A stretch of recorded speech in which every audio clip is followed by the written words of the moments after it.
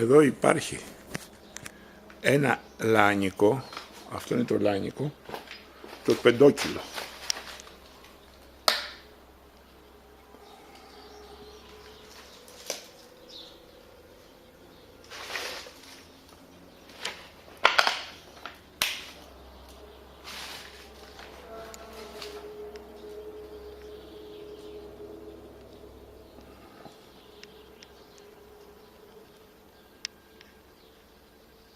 Και εδώ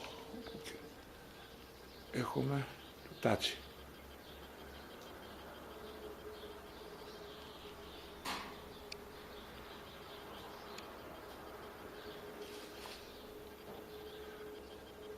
Και στο βάθος είναι το λάνικο το μισό. Προχωράμε.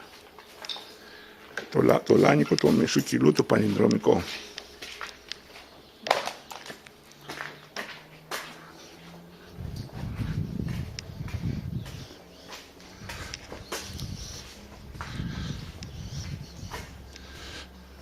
Ορίστε το βίντεο του.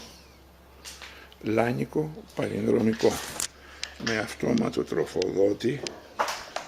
Το βίντεο του.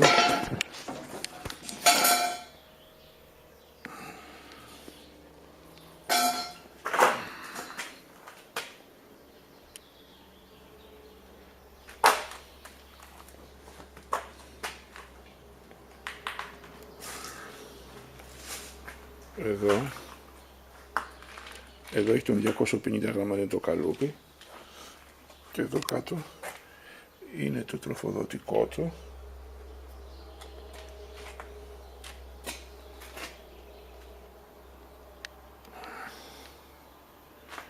Τώρα είναι για το 250. Κάπου υπάρχει και το άλλο για το...